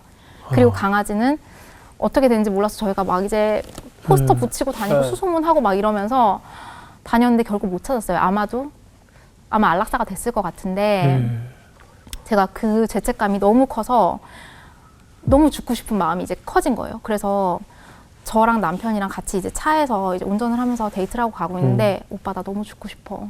진짜 나 살고 싶지가 않아 이랬는데 계속 옆에서 죽고 싶다고 하면 얼마나 짜증나겠어요. 행복하게 살아온 사람인데. 그래서 남편은 그래 뭐 힘들지 그렇지만 이해는 잘 안 가는 사람이었는데 같이 기도하자 이러면서 남편이 이렇게 차를 세워놓고 같이 기도를 하는데 갑자기 하나님이 너무 급하셨나 봐요. 그래서 남편 머리 뚜껑이 열리는 환상을 보여주시고 제 머리 뚜껑이 열리는 환상을 보여주시더니 제 머릿속에서 뭔가 이렇게 들어가서 남편 머리 들어가고 뚜껑이 이렇게 닫혔대요. 그런 다음에 계속 자살해. 이 말이 남편 한 번도 자살하고 싶다는 생각을 한 적이 없거든요. 24시간 동안 계속 되는 거예요. 근데 정말 죽고 싶더래요. 그래서 아, 네가 이 마음이었구나. 지금 너의 마음을 하나님이 완전히 알게 해주셔서 그래서 남편이 너무 무섭잖아요. 그래서 새벽에 가서 막 기도를 한 거예요. 하나님, 저 이거 진짜 뭘 넣으셨는지 모르겠지만 이 자살하고 싶은 생각 없애주시라고 막 기도를 했는데 그러다가 이제 생각나는 게 대적 기도잖아요. 그래서 예수의 이름으로 명하노니 사탄아 물러가라 이러면서 막 하는데 그 귀신이 정말 눈앞에 보이면서 막 이제 발악을 하는 거예요. 막 핥히면서 남편을. 근데 그 핥히는 모습이 그 막 빨간색 망토를 입고 있으면서 막 남편을 핥혔는데 그러면서 내가 혜진이 할머니다. 네가 감히 어른한테 이럴 수가 있냐 이러면서 막 한 거예요. 그러니까 남편이 할머니인데 일단 할머니 만나보지도 않았고 그래서 이제 뭐야 이러면서 더 세게 막 기도를 한 거예요. 그랬더니 갑자기 이게 모습을 바꾸면서 다른 모습으로 바꾸면서 하지마 나 하지마 이러면서 문가에 이렇게 막 이렇게 문을 부여잡고서 안 나가고 싶어서 점점 작아지면서 막 빌다가 막 저주하다가 이렇게 하다가 계속 기도하니까 어느 순간 떠나가더래요. 남편이 처음 이걸 경험한 거예요. 그리고 나서 다음 날에 저랑 데이트를 하려고 딱 나타났는데 제가 그 똑같은 망토를 입고 나온 거예요. 어머나. 남편이 보고 소름. 그러니까 만약에 하루라도 그 대적 기도를 늦게 했으면은 저랑 데이트한 다음에 그 옷을 입고 나타났기 때문에 함부로 저한테 사탄아 떠나가라라고 말을 할 수가 없었을 거 아니에요. 근데 이제 교묘하게 이제 사탄이 이제 머리를 좀 잘 못 써서 다음날 입고 가고 미리 입고 갔던 거죠. 그래서 그런 일도 있었고 그 데이트할 때 빨간 망토를 하고 갔어요? 그러니까 약간 빨간색 자켓을 입고 자켓이죠. 갔는데, 네, 자켓을 그죠? 입고 갔는데, 네. 근데 좀 이게 커서 상상했거든요. 펑퍼짐하고 이렇게, 네. 네. 그래서 남편한테 하나님이 계속 말씀을 하시는 거예요. 네. 또 이제 혜진이가 막 이제 제가 막 어느 날은 또 남편이 말하기 이제 발악을 할 때가 있는데 그럴 때 있는데 하나님이 항상 그럴 때 미리미리 얘기를 해주시는 거예요. 혜진이가 그럴 수 있으니까 너무 놀라지 말라. 이런 얘기를 계속 해주시면서 버티게 하신 거죠. 그러면서 결혼을 저 같으면 사실 파혼했을 것 같거든요. 이게 너무 이상하잖아요. 네. 근데 남편이 끝까지 그냥 순종하고 하나님이 이끄신 대로 가겠습니다 하면서 기도하면서 버텼어요. 그래서 결혼을 하고 그리고서 저희는 남편이 박사를 지원해서 붙었기 때문에 오스틴 텍사스로 신혼집을 이제 결혼을 해서는 그러면 해피엔딩인가요? 결혼을 해서도 제가 한국을 너무 도망치고 싶었잖아요. 집에서 도망치고 싶었고 정말 다시는 뒤 돌아보고 싶지 않은 곳이어서 이제 나왔는데 평생을 도망가려고 생각하면서 그 목표로만 살다 보니까 딱 나왔는데 일단 목표가 없어진 거예요. 그럼 이제 행복하게 살아야 되잖아요. 네. 근데 제 머릿속에 있는 생각은 늘 넌 아직도 가치가 없어. 너는 아직도 병신 같아. 너는 정말 뭐 누구도 너는 사랑하지 않을 거야. 라는 메시지가 이제 제 내면에서 계속 돌고 있는 거예요. 그러니까 남편이랑 같이 있을 땐 괜찮아요. 네. 근데 남편이 학교를 가면 제가 혼자 있잖아요. 그때 이 생각이 엄청 저를 덮치면서 나 빨리 죽고 싶다. 죽어야겠다. 그래서 너무 고마운 상황인데 남편이 이제 저 데리고 왔고 저희 이제 기숙사에서 살고 있었는데 물론 군대 막사 이런 거 개조해서 되게 춥고 바퀴벌레도 맨날 나오고 힘든 상황이었지만 그래도 저한테는 너무나 과분한 집이었고 미국이고 감사해야 되는데 갔을 때 이제 저의 눈에 핑곗거리가 보이는 거예요. 제가 영문과를 졸업했는데 갔는데 전화 영어도 못해 가서 사람들이랑 얘기도 잘 못해 안 들려 막 이러니까 나 진짜 바보구나. 그리고 제가 F2 비자라고 해서 배우자 비자로 가면 유학생 배우자 비자로 가면 경제 활동을 하지 못해요. 그래서 제가 어디 가서 이제 뭐 알바도 할 수가 없는 거예요. 그래서 저는 제 스스로는 은행 계좌도 만들 수가 없고 뭐 아무것도 못하는 상황이니까 한국에서는 그나마 내가 성인으로서 살 수 있었는데 남편 따라오면서 난 진짜 아무것도 아닌 노바디가 됐구나가 있어서 되게 추락을 했고 사람들이 저 학교에서는 다 잘하는 애 막 유망한 애 이렇게 봤으니까 SNS 같은 거 할 때 올리기가 싫은 거예요. 제가 이렇게 살고 있는 게. 그래서 그때 막 끊고 애들이 좋은데 취업해서 막 멋지게 살고 있는 거 보고 있으면 열등감 들고 이러니까 그것도 안 보고 그러면서 완전 칩거를 하면서 살았어요. 초기에. 남편도 고생 많았겠다. 네, 많았죠. 그 환경이 바뀌어도 계속 그 자살의 영이 떠나진 않았네요. 안 떠난 거예요. 그러니까 그 영이 제가 너무 약해져 있으니까 그걸 계속 주입하면서 제가 하나님과 가까이 가지 못하도록 세뇌를 계속 시키는 거예요. 그래서 실제로 실행한 적도 있어요? 네, 많았죠. 아, 그래요? 네, 많이 있었어요. 어떻게 이겨내셨어요? 그래서 다양한 방법으로 그래서 남편이 이제 차키 같은 거 절대 막 왜냐면 이제 사고 낼까봐 절대 안 주고 그 다음에 뭐 칼도 쓰고 뭐 이제 목도 매달고 막 이랬는데 하나님이 예. 계속 그럴 때마다 남편에게 빨리 집에 가라고 이제 빨리 끝내고 집을 가고 싶게 만드시는 거예요. 근데 가면 제가 막 목 매달고 있고 그러니까 막 구조하고 그러고 있으니까 남편은 어디 나가기가 힘든 거예요. 그럼요. 노이로제가 걸려서 그럼요.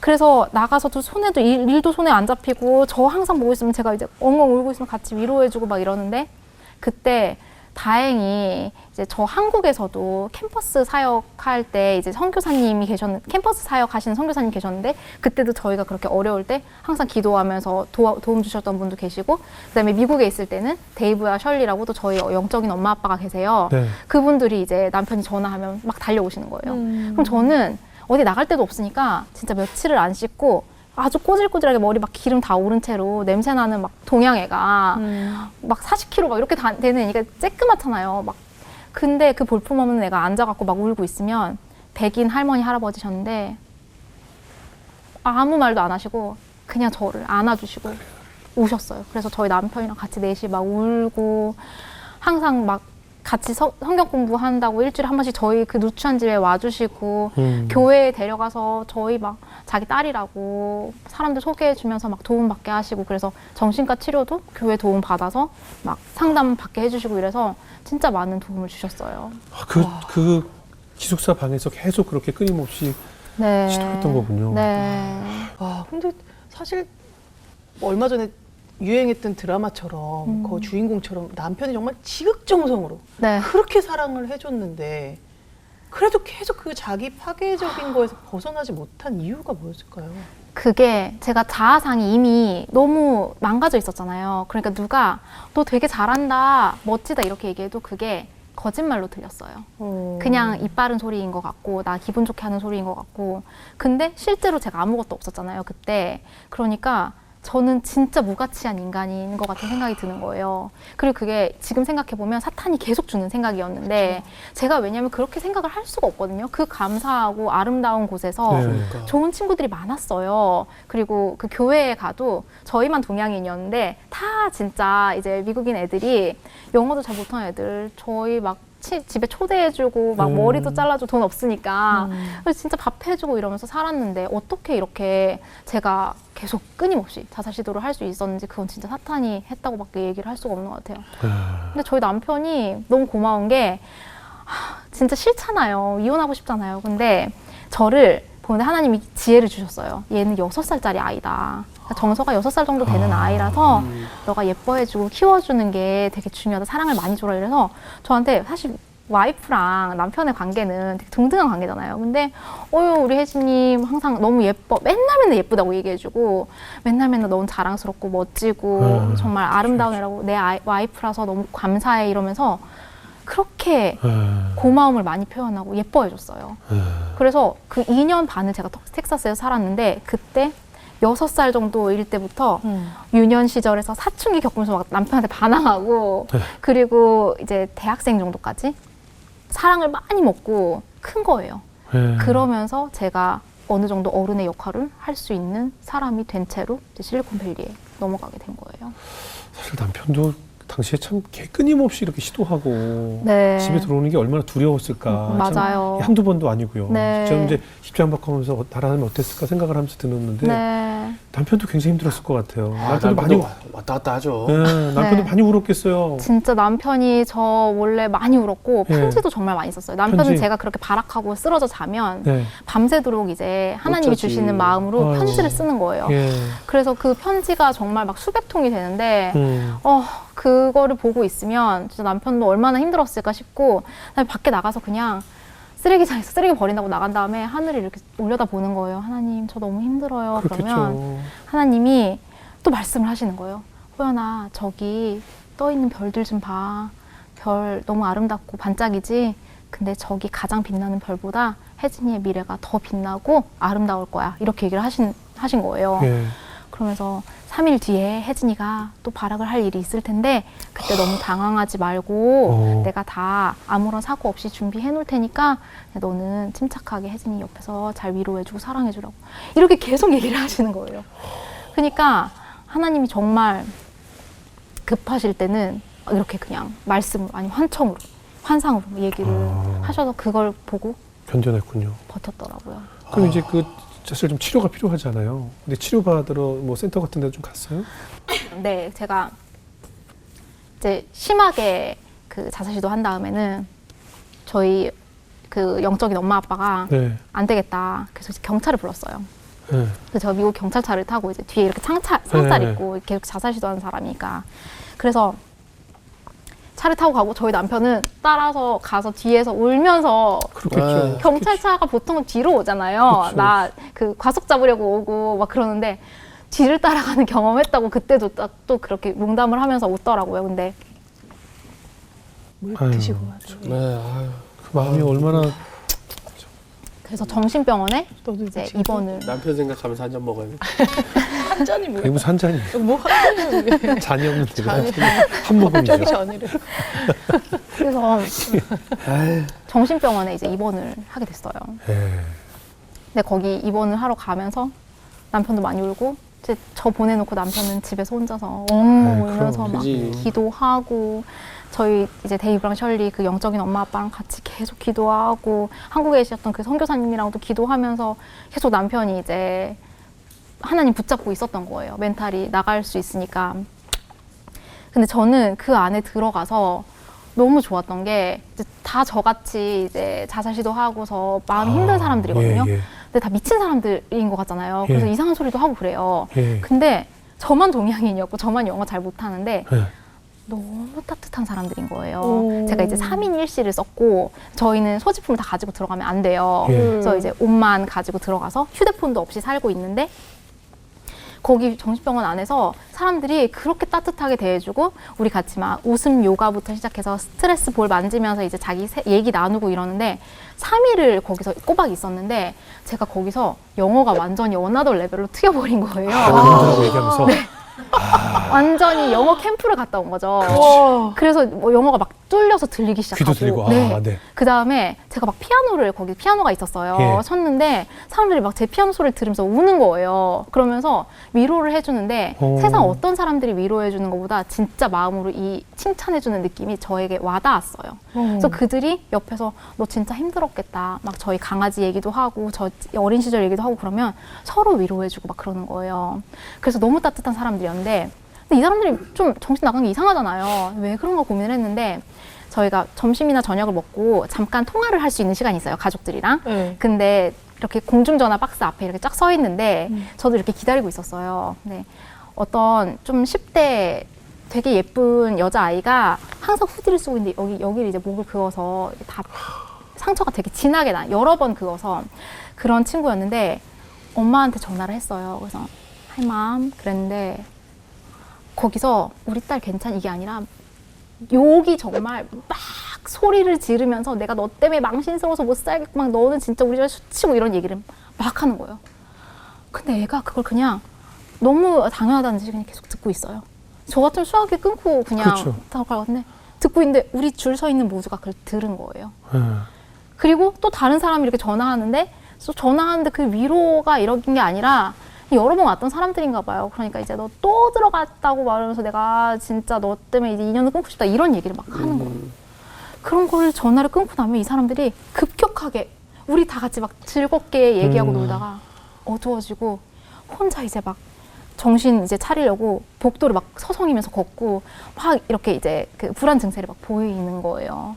그래서 제가 보면서 생각했죠. 아, 우리가 진짜 미친 게 아니라 가족들의 그런 험담과 너무 폭력 때문에 마음이 다쳐서 온 사람들이구나. 그래서 가기 전에 진짜 다 친구돼서 막 울고 그랬었어요. 그래서 제가 정신병에 대해서 스펙트럼이 정말 많이 넓어진 것 같아요. 그래서 동생도 정말 많이 이해하게 됐죠. 그냥 동생이 이상하니까 저 동생하고 연락을 끊었거든요. 왜냐하면 자꾸 저를 괴롭히니까. 근데 동생도 그랬었겠구나라는 거를 알게 된 거예요. 이렇게 이런 상황까지 몰려서 병원에 입원한 사실을 네. 한국에 계신 부모님은 알고 계셨나요?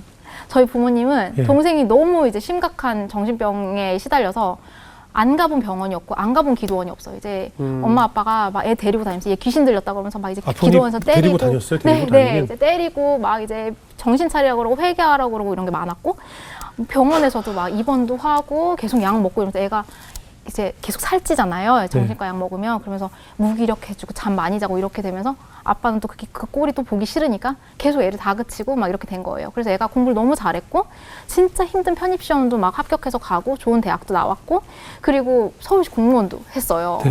그러니까 정말 이를 악물고 자기가 살려고 노력했는데 네. 계속 병가를 내면서 결국은 이제 퇴직을 하게 됐는데 엄마 아빠는 그래서 정신이 없으시니까 제가 여기서 어떻게 살고 있는지 잘 모르신 거예요. 근데 이제 저희 남편이 저 병원에 보내고 나서 바닥에 주저서 엉엉 울다가 엄마한테 전화를 해서 어머니 지금 혜진이가 정신병원에 입원했어요. 이런 힘든 일이 있었어요. 이랬더니 엄마 아빠가 우리도 혜미를 지금 병원에다가 입원시키고 오는 길이라는 거예요. 그러면서 아빠가 막 너무 화를 내시는 거예요. 하나님이 살아계시면 어떻게 이럴 수가 있냐고 막 오히려 막 길길이 막 화를 내시면서 그래서 그때 근데 이제 아빠는 아셨던 것 같아요. 저희 남편이 그때 뭐라 그랬냐면 아버님 이거는 기적 같은 일이라고 둘을 이렇게 동시에 병원에 보내셔서 이제 치유할 수 있는 치유의 시작인 거라고 우리 같이 기도하면서 열심히 노력해야 된다고 그랬는데 그때 아마 아빠의 마음에도 조금 크랙이 생긴 것 같아요.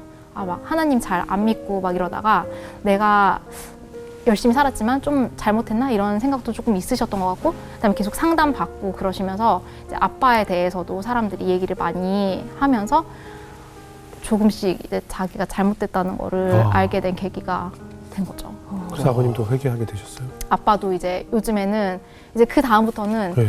동생을 데리고 다니면서 병원을 계속 다니고 하잖아요. 교회 가고 그때 아무런 말 없이 다 데려다 주시고 다 이제 서포트 해주시고 그다음에 미안하다고 하시고 근데 이제 동생이 나중에는 터져갖고 막 아빠한테 이제 폭언을 그 응어리를 막 쏟아내는 거예요. 근데 그것도 막 받아주시고 너무 미안하다고도 얘기하시고 그래서 진짜 많이 바뀌셨어요. 아버지가 무릎 꿇고 회개하셨어요? 네, 그래서 이제 나중에는 막 정말 미안하다고 동생한테도 너무 미안하다고 그러고 하나님한테도 막 이제 회개 기도하시고. 네 하나님 도와주세요 막 우리 딸들 살게 해주세요 이러면서 기도하시면서 이제 하나님 붙잡게 되셨어요. 좀 더 일찍 회개가 일찍. 있었으면 더 얼마나 좋았을까 네. 하는 생각이 드는데 참. 그 아까 조금 전에 말씀하셨던 데이브 앤 셜리 부부가 네. 참 이렇게 위기의 순간마다 부둥켜 안고 함께 울어주고 네. 함께 기도해준 정말 동역자로서 하나님 보내주신 선물 같은데 그분들은 어떤 분들이에요? 그분들이 저희가 텍사스에 가서 교회를 처음 나갔는데 네. 앞에 앉아 계셨어요. 네. 그러다가 앞뒤에 있는 사람들이랑 인사하세요 이런 시간이 있잖아요. 그래서 저희를 딱 뒤를 돌아보는데 이제 동양 애들 둘이 이렇게 있잖아요. 근데 갑자기 인사를 하면서 내가 너희의 영적인 엄마 아빠가 되어줄게. 이렇게 얘기를 하는 거예요. 뜬금없이. 나이 연세 많으신 분들. 네, 네네. 할머니, 할아버지. 네네. 애들은 다 뭐 나이 30, 40, 막 네. 애들 4명인데 그렇게 해서 애들도 다 크고 그랬는데 저희한테 그렇게 얘기를 하시는 거예요. 그래서 저희는 뭐야 되게 반갑지만 좀 당황스럽네? 그러면서 이제 얘기를 했는데 그다음부터 서로 연락처 교환한 다음에 매주 저희 집에서 성경 공부 같이 가르쳐 주시고 교회도 막 안내해 주시고 교회에 오랫동안 계신 장로님들이셨어요. 그리고 캠퍼스 사역을 하시는 분들이어서 이제 인터내셔널 친구들이 많았는데 그래서 저희는 이제 먹을 것도 잘 없고 이러니까 땡스기빙이나 크리스마스 이럴 때 집에 초대해서 막 파티를 열어주세요. 그래서 애들한테 막 전통 막 그런 이제 요리라든지 이런 것도 가르쳐 주시고 이러면서 정말 엄마 아빠처럼 대해주셨는데 저한테 진짜 그 못난 꼴 다 보시면서 이렇게 케어해주고 그럴 거라고는 아마 생각 못 하셨겠죠. 근데 진짜 가장 추한 모습, 가장 바닥에 있을 때의 모습을 항상 엄마처럼 지켜봐 주시고 돌봐주셨어요. 정말 영적인 부모가 되었네. 네, 되셨네요. 그냥 엄마 아빠예요. 그래서 그냥 무슨 일 있으면 전화하고 그래서 저희가 나중에 실리콘밸리 왔을 때도 저희 집에 놀러 오셔서 어머나. 막 같이 이제 예. 기도하고 위로해 주시고 계속 그 주고받거든요, 연락은. 예. 그래서 저희가 오스틴 가면 저희 딸이 그때 예. 이제 한 살 정도 됐었는데 애기 봐주시고 애기 봐줄 테니까 나가서 완전 놀고 오라고. 친정 엄마 아빠네. 저희 막 친구들 만나러 나가고 그 집에서 다 셋업 해주셔서 재워주시고 막 하면서 너무 감사하게 잘해주셨어요. 두 분 덕분에 세례도 받으셨고. 네. 예. 이제 제가 항상 죽고 싶었는데 예. 점점점 자아가 성장하고 어느 날은 아, 내가 하루도 울지 않고 행복하다고 느끼면서 살 수 있구나라는 생각을 하면서 너무 놀라서 남편한테 그 얘기를 했어요. 예. 나 오늘이 그런 날이야. 그리고 이제 데이브 셜리 사랑 덕분에 그 친구들 덕분에 제가 너무 이제 웃음을 많이 되찾으면서 그 사탄이 계속 주는 생각들이 옅어지는 거예요. 이제 나는 괜찮은 사람이고 사랑받을 사람이고 이렇게 생각이 드니까 그래서 데이브랑 셜리랑 같이 그때 침례가 있었는데 우리 다시 침례를 받아야겠다. 그래서 저희 엄마 아빠로서 막 이제 완전 매니저처럼 가이드 해주시고 저랑 남편이 세례를 받았어요. 그때가 너무 아름다운 그 막 햇살이 아름답게 비치는 따뜻한 날이었는데 사람들이 그 교회 뜰에서 한 200~300명이 쫙 모여서 저희가 이제 세례 이렇게 침례 받고 나오면은 막 축하하고 막 완전 파티예요. 그러고 있는데 여기가 천국이구나 싶은 거예요. 그리고 이제 물 쫄딱 젓고 나와서 사람들이 다 손잡고서 막 축하해 해주면서 다시 살아서 축하하고 저는 이렇게 딱 물에서 나왔을 때 내가 다시 사는구나. 하나님이 주신 삶 다시 잘 살아야겠다 이런 생각을 하게 됐고 그 다음부터 이제 자살하는 생각이 진짜 많이 없어졌어요. 그러니까 긴 시간 동안 부모님에게 받아보지 못한 사랑을 그 데이브 앤 셜리라는 부부 덕분에 짧은 시간에 정말 충전을 했네요. 애정 충전을. 네. 아유, 얼마나 감사해요. 데이브 셜리가 저한테 해준 말이 엄마 아빠 잠깐 멀리 있어도 돼. 그러니까 네가 너무 죄책감 느끼면 너가 먼저야. 좀 건강한 거리를 둬도 돼라는 얘기를 해서 기독교에 대한 생각이 확 바뀌었어요. 하나님이 그렇게 한다고 나 벌하시지 않고 그럼에도 불구하고 사랑하시고 그렇죠. 엄마 아빠와의 관계는 나중에 내가 충분히 회복되고 나면 자연스럽게 하나님의 때 해주실 거야 라는 얘기를 계속 하셨어요. 그래서 지금은 연락 끊어도 돼. 그래서 제가 한 4년을 연락을 끊고 지냈었어요. 근데 그러니까 그 폭언이나 그 폭력성이나 그런 게 안 오니까 제가 회복이 되더라고요. 회복이 되죠. 네. 맞아요. 그 이후에 이제 그 아까 조금 전에 그 아이 이야기 하셨는데 네. 또 임신과 출산에 또 굉장한 어려움이 있었나 봐요. 네. 제가 11년 동안 7번의 임신을 하고 유산했어요. 네. 유산을 5번 했고 뭐 화학유산, 계류유산, 중기유산 막 진짜 다양하게 했었고 3번째와 7번째 아이가 살아서 저희 첫째와 둘째가 됐는데 예. 지금 보면 그게 너무 은혜다 싶은 게 하나님이 제가 바로 부모가 됐으면 똑같이 엄마 아빠처럼 양육을 했을 거 아니에요. 그리고 아이 귀한 줄 모르고 그냥 생기면 낳는가 보다 하고 살았을 텐데 4년을 기다렸는데 첫 아이가 생겼는데 그 아이가 계류유산이 됐어요. 그래서 이제 그 아이도 이제 수술해서 이제 잃었고 2번째 아이는 6개월까지 살았어요, 아이가. 그래서 이제 배도 나오고 막 태동도 하고 이제 아이 방도 다 막 꾸며고 이런 상황이었는데 갑자기 양수가 터지면서 아이가 나오는 거예요. 그래서 지금 나올 때가 아닌데 19시간을 진통을 해서 아이가 나왔는데 3시간을 살고 이제 하늘나라로 갔어요.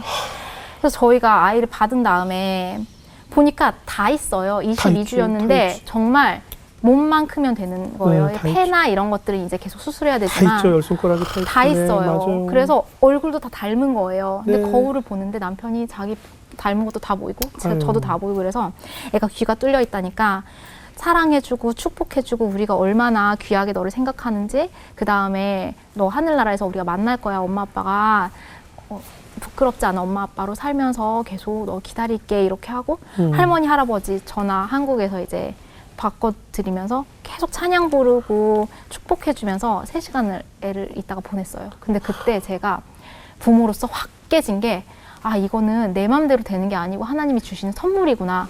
너무 귀하구나라고 알게 됐고 사실 트라우마가 있으면 애 그만 낳아야지 싶잖아요. 저 애를 낳아야겠구나. 그거를 고민하게 됐어요. 그리고 제가 만약에 이 양수가 없지만 애가 혹시 진통으로 안 나오면 살 수도 있어서 그럼 인큐베이터에 들어가서 계속 수술을 하면서 연명을 할 수는 있는데 장애와일 확률이 90% 이상이 될 거다. 그럼 논문을 계속 의사들이 갖다 줬는데 그때 제가 남편이랑 둘이 기도하면서 아이가 문제가 있더라도 저희가 키우겠습니다. 이런 마음을 결심을 딱 하게 하신 거예요. 그때 제가 제 나이 30 정도 됐을 때 그 나이대로 정서적으로도 안정이 되고 성장해서 남편이랑 이제 동역자로서 동지로 이제 같이 그거를 헤쳐나가게 된 사건이 있었어요. 그래도 심적으로 좀 치유가 된 다음이라서 다행이네요. 네. 그 굉장히 심적으로 어려울 때였으면 또 그런 유산의 아픔 때문에 정서적인 또 충격을 받을 수 있었잖아요. 맞아요.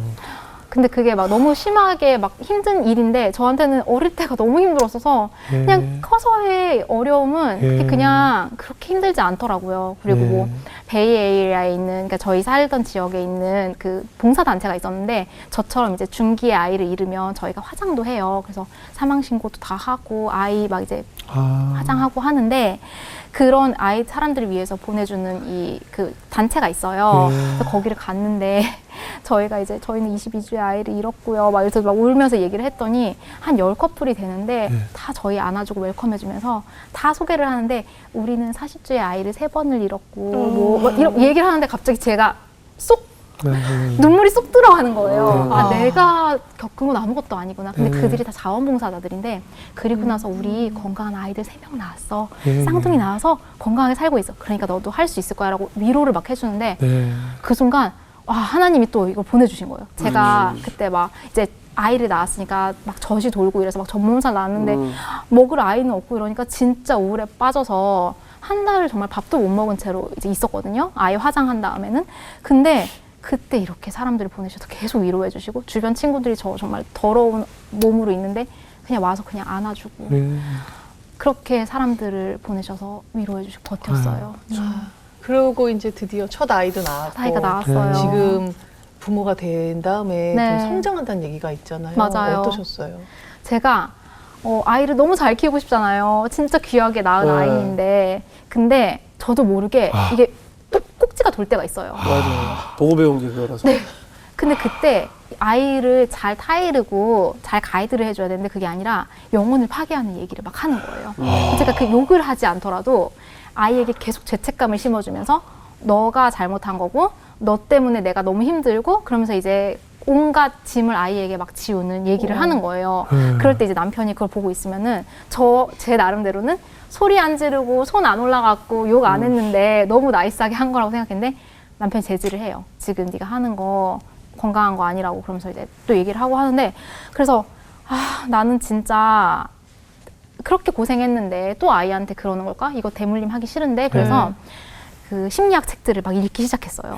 근데 그 트라우마를 가진 사람들은 그런 비슷한 상황에 있을 때 몸이 막 이렇게 딱 굳어지고 부들부들 떨리고 막 식은땀 나고 막 말이 안 나고 이럴 때가 있어요. 근데 제가 그런 증상이 있거든요. 그럴 때. 근데 그게 분노로 폭발이 되는데 그게 언제냐면 제가 못 받은 거를 아이가 받았는데 그걸 이제 감사하게 생각하지 못하고 열심히 하지 않을 때 제가 꼭지가 도는 거예요. 나는 어릴 때 너무 하고 싶었는데 하지 못했던 것들 아이한테 해주고 있잖아요. 근데 그거를 그냥 별로 열심히 안 할 때. 근데 애들이 열심히 안 할 수 있잖아요. 당연하죠. 근데 그걸 보고 있으면 제가 이제 차에 운전하고 오면서 애를 뒤에다 앉혀놓고 계속 오는 내내 그러다가 갑자기 너 내려. 3살 막 4살인데 너 내려 여기서 내려 막 이러는 거예요. 그러니까 정말 엄마로서 하지 않아야 되는 얘기를 하는 거예요. 야, 너 없어도 될 것 같으니까 그냥 이제 그만해 막 이러면서 끊어 막 이렇게 하는 거예요. 그러니까 내가 어렸을 때 못했던 거를 해줬는데 열심히도 안 하고. 네, 그러니까 저는 이 생각이 드는 거예요. 그 돈 있으면 내가 나한테 할 텐데 나 다시 미국에 있는 대학 가고 싶고 나 하고 싶었던 공부하고 싶고 막 이런 전 욕심이 또 많으니까 그 생각이 막 드는 거예요. 아이를 이 결과를 내는 이 계속 이제 성취를 계속 해내야 되는 목표물로만 본 거죠. 그래서 하나님이 분명히 저를 어려움을 통해서 이렇게 부모가 되게 하셨는데도 힘들게 또 이걸 배워야 되니까 양육책 진짜 많이 보고 심리학 책 보면서 글을 막 썼어요. 그러면서 내가 내 안에 치유되지 않았던 어린 시절의 내가 있잖아요. 그걸 마주하면서 그때 나에게 해주고 싶었던 말, 그 다음에 아빠가 막 그렇게 공격을 했을 때 내가 어른으로서 그 아이를 막아주면서 내가 받고 싶었던 것들 막 얘기를 하는 그런 글도 쓰고 정말 프로세스를 많이 한 다음에 감사 얘기를 항상 썼어요. 하나님, 제가 이렇게 부족한 부모인데도 불구하고 이 아이를 허락해 주셔서 감사합니다 하면서 다시 옛날의 그 어려움을 생각하면서 항상 그렇게 기도를 했죠. 근데 그런데도 제가 이제 힘든 일이 계속 이제 안 좋은 모습을 보이니까 하나님이 둘째를 너무 갖고 싶었는데 그 사이에 또 3번을 유산을 하게 하셨어요. 그래서 마지막 아이가 진짜 극적으로 태어났는데 왜냐면 저는 이제 고위험 산모니까 항상 일주일에 한 번씩 스페셜 케어 받고 정말 별 시술을 다 했거든요. 너무너무 어렵게 아이가 태어나면서 그때 비로소 진짜 엄마같이 딸한테는 조금 그래도 미성숙한 엄마였다면 둘째에게는 진짜 엄마로서 더 많이 선 계기가 됐어요. 그래서 그 유산과 출산이 저를 물론 힘든 과정이었지만 굉장히 많이 부모로서 성숙시켜서 대물림 하지 않겠다는 저의 그 의지를 좀 이렇게 많이 도와준 계기가 됐어요. 이게 부모의 언어와 부모의 습성이 나도 모르게 내 안에 그대로 아이들 나와요. 몸에 맞아요. 스며들거든요. 그래서 그 몸에 향기처럼 나오는 거예요. 그냥 나도 모르게 나오는 거고. 맞아요. 그래서 진짜 부모의 영향이 굉장히 커요. 네. 깜짝 놀라시겠어요. 자기가 이런 말 할 때. 저 하고 나서 제가 할 때는 놀라죠. 몰라요. 할 어. 때는 몰라요. 막 쏟아요. 일단 다 쏟아야만 제가 그러면서 아, 아빠가 이런 기분이었겠구나 또 느끼게 되더라고요. 제가 여기서 지금 하고 있는 표정이나 이런 동작 있잖아요. 저희 엄마랑 똑같아요. 저희 맞아요. 엄마랑 저희 친척들이 보면 맨날 깔깔대고 웃어요. 그쵸. 저희 고모가 와서 저 앉아서 진행하는 것 같다고 제가 하는 태도나 뭐 이렇게 사람 쳐다볼 때 하는 표정이나 이런 게 저희 엄마랑 똑같다고 그래요. 근데 제가 뭐 엄마를 따라해 본 적이 있나요? 그럼요. 나도 모르게 그냥, 스며드는 네, 거 스며든 그렇죠. 거죠. 저희 어머니가 이래요. 언제 바쁘실 때 어머니가 되시네. 네. 아유 참. 야, 근데 진짜 제가 느끼는 건데 진짜 대물림 안 하려면 진짜 절박하잖아요. 네. 그 절박한데 그러다 보면 좀 부모님에 대한 마음 아까 생각하신다 그랬는데 네. 어떻게 좀 풀리셨어요? 그 아까 MC분께서 얘기하셨잖아요. 부모가 되면 부모 마음을 이해한다는데 네. 저는 정말 이해가 이해가 안 되죠? 안 맞아. 되는 거예요. 안 돼요? 이렇게 사랑스럽고 맞아요. 이렇게 작은 아이한테 어떻게 그런 얘기를 할 수 맞아. 있을까? 그래서 저는 엄마 아빠 용서가 안 되는 거예요. 오랫동안. 그리고 그치. 제가 임신한 다음에 제가 7번째 임신했을 때도 아빠랑 진짜 크게 싸우면서 막 이제 막 너 같은 애를 누가 좋아하냐부터 시작해서 막 폭언을 하셔갖고 그때도 이제 의절을 하고 몇 년을 연락을 안 하고 지냈었어요.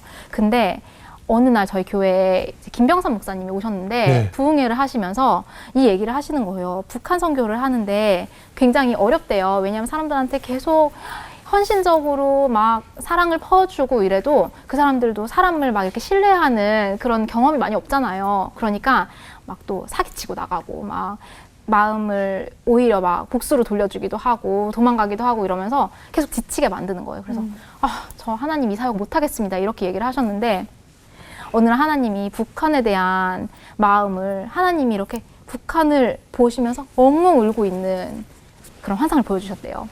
그러면서 막 그 눈물 속에서 목사님 보시면서 하나님 저 마음이시겠구나. 그러면서 하나님 제가 다시 하겠습니다. 이렇게 마음을 돌리신 계기가 있었대요. 근데 저는 이제 북한 선교 얘기잖아요. 근데 갑자기 거기서 저희 엄마 아빠가 북한의 자리에 있고 하나님이 막 엉엉 울면서 엄마 아빠를 보시는 게 느껴지는 거예요. 그래서 그거를 부흥회 때 하는데 너무 싫잖아요. 그래서 막 싫어. 근데 기도를 하게 하셨어요. 제가 기도를 하는데 뭐라고 기도했냐면 하나님 제가 그때 이제 안식년을 하기로 하고 이제 퇴사를 막 준비할 때였는데 제가 한국에 가게 되면 엄마 아빠를 안 보려고 했는데 근데 저는 많이 컸고 이제 제 자아가 충분히 커져서 엄마 아빠가 얘기를 했을 때 흠집이 나지 않을 만큼 단단해졌으니 제가 한번 손을 내밀어 보겠습니다. 그렇지만 거기서 거절을 하면 저는 뒤도 안 돌아보고 다시 미국에 와서 영원히 한국 땅은 밟지 않고 살겠습니다. 이렇게 얘기를 했어요. 근데 하나님이 기도를 막 하게 하시는데 너무 불쌍한 마음을 주시는 거예요. 하나님이 아빠를 너무 불쌍하게 생각하시고 엄마를 불쌍하게 생각하시는 마음이. 왜냐면 엄마 아빠도 학대를 당하고 사셨기 때문에 그 마음이 보이면서 그래서 이제 제가 결심을 하고서 혼자 이렇게 생각하다가 집에 가면 내가 그 힘든 걸 왜 해? 나 그 지옥을 왜 다시 들어가? 이렇게 생각을 할까 봐 옆에 있던 언니들이 같이 있었어요. 부흥회 하면서 같이 울어주고 저 같이 기도해주던 언니들한테 공언을 했어요. 제가 혹시라도 이 얘기를 안 하면 그냥 조용히 묻힐 것 같으니 언니들한테 얘기할 테니까 제가 엄마 아빠한테 손을 내밀어 보고 계속 기도를 하면서 화해의 손길을 요청해 보겠다고 같이 기도해 달라고. 제가 아마 사탄이 그걸 싫어하기 때문에 얼마나 많은 또 고난이 있을지 모르겠지만 하겠다고 얘기를 한 거예요. 그리고서 이제 엄마 아빠한테 처음에 올 때 애들도 보여주고 그 다음에 좀 같이 지낼 시간도 마련하자고 얘기를 했어요.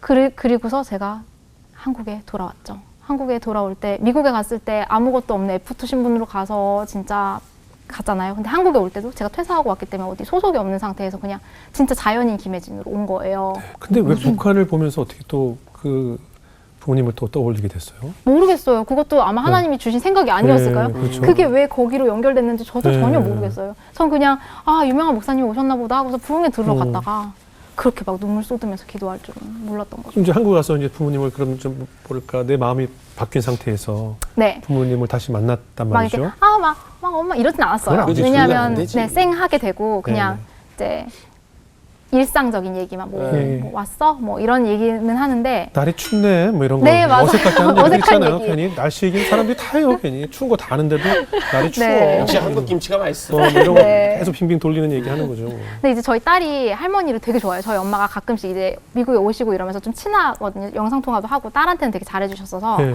근데 이제 할머니 집에 저희가 이제 한국어에 와서 셋업하고 하는 동안 좀 준비를 하게 되면서 엄마 아빠가 아이들을 좀 봐주셨어요. 네. 아이들이 너무 할머니 할아버지 사랑해요. 얘네는 뭐 조건이 모르니까. 없잖아요. 그렇죠, 그렇죠. 그러니까 이모 사랑해. 이모 좀 이상한데도 이모한테 매달려갖고 이거 엄마랑 되게 비슷하니까 할머니 막 뽀뽀해주고 같이 기도하고 너무 웃음을 막 주니까 엄마가 너무 행복하신 거예요. 그리고 네. 아빠도 생전 그런 걸 안 하시는데 맞아. 애들 막 손톱 깎아주고 같이 어머. 카드 게임하고 근데 전 너무 놀랬던 게 제가 간다 그러니까 아빠가 요리 학원을 다니셨대요. 애들 네. 요리해준다고. 어머나. 그래서 다들 이제 보통 남자들이 많이 없잖아요 거기에. 네네. 근데 어색할 텐데 가서 엄청 열심히 해서 육수 처음부터 내는 걸로 막 뭐 면 막 뽑아갖고 하는 거면 해서 냉면 만들어주고 막 짜장면 만들어주고 막 볶음밥 아이고. 해주고 애들 반찬을 막 만들어주기 시작하신 거예요. 그래서 애들이 전화를 해서 잘 있어 이러는데 할아버지가 해준 냉면 3그릇 먹었어 막 이러는 거예요. 그래서 아빠가 부엌에 안 들어가시는 분인데 네. 그래서 엄마 무슨 일이야 그랬더니 고기 다 사서 육수 내서 그렇게 해서 정성스럽게 해서 만들었다고 애들 온다고 다 준비했다는 거예요. 그래서 아 내가 결단하면서 손 내밀게요라고 얘기하기 전에 하나님이 먼저 여기를 이 집을 건드리셔서 아빠 마음을 되게 많이 이제 유하게 만드시고 엄마가 이런 얘기 하시더라고요. 내가 너네한테 못 해준 거 얘네한테 해주고 싶다고. 감사하네. 진짜 정성스럽게 하니까 애들은 할머니 할아버지 더 좋아하고 그래서 그 집에 막 웃음이 끊이지 않는 그런 이제 사이가 됐어요. 그래서 저희 집에 있지만 주말에 할머니 아버지를 보고 싶다 그래요. 그럼 이제 가서 이틀만 자고 와, 금, 토, 일 이렇게 자고 와 그러면은 더 있고 싶다고 막 딸이 일기장에 막 쓰고 이틀밖에 없어서 아쉬웠다 막 이러는 거예요. 할머니 할아버지 너무 좋다고 같이 꽃놀이 가서 막 사진 찍고 이러면서 아빠도 진짜 애들한테 이렇게. 근데 아직도 애들이 이렇게 안으면 이렇게 어색한데요. 잘 안 알아본 사람들은 좀 어색하죠. 근데 그래도 할아버지 손잡고 아, 막 그래요. 가고 이러는 게 진짜 예. 저한테는 기적 같은 일이에요. 예, 아이들이 이 영상을 안 봤으면 좋겠네요. 그래서 할아버지 할머니가 좋은 분으로 계속 그럼. 네. 차라리. 네. 근데 지금 완전 바뀌신 모습만 봤으니까. 여기까지 오는데 그럼 몇 년이 걸린 거예요, 그죠? 그러니까. 이 그쵸. 해피엔딩의 이제 이 제가 마지막 씬을 위해서 40이니까 이제 네네. 진짜 엄청 너무 네. 오래 걸려서 이 모습까지 왔네요. 맞아요. 그래도 다행히 다행히 하나님의 축복으로 안 지금 여기까지 죽고 왔네요. 정말 살려주셔서 네. 덤으로 산 인생인데 너무 행복해. 내가 죽었으면 어쩔 뻔했어. 요즘에 이 그러니까요. 생각해요. 그래도 동생분도 많이 치유가 됐고. 네. 아유. 무조건적으로 이모를 사랑해주니까 네네. 동생이 자기 가치를 여기서 느낀 거예요. 그래서 막 옷도 사주고 머리띠도 사주고 애들 데리고 막 밖에 나가서 도서관에서 책도 빌려고 이러면서 자기의 그 뭔가 아무도 자기를 인정해주지 않았잖아요. 퇴사시키고 학교에서도 막 왕따였고 엄마 아빠도 자기를 막 그렇게 하고 남자친구들도 있다가 나를 사랑하는 남자친구가 사랑을 해주면 나를 사랑하는 게 거짓일 거야 계속 생각하니까 계속 떠나가게 하고 되게 심하게 했거든요. 그러니까 자기밖에 없잖아요. 사실 동생은 정말 많이 외롭고 죽고 싶었을 거예요. 그렇겠네요. 근데 아이들이 그렇게 해주니까 너무 사랑해요. 그래서 저희 아들은 진짜 코알라처럼 이렇게 붙어 있어요, 이모한테. 어머. 동생 결혼 안 했어요? 결혼 안 하고 엄마 아빠랑 같이 살고 같이 있어요. 있어요? 네. 그러니까 아직도 가끔씩은 그런 쓴뿌리들이 남아 있어서 힘들기도 한데 제가 독립하라 그러는데 독립을 못 해요.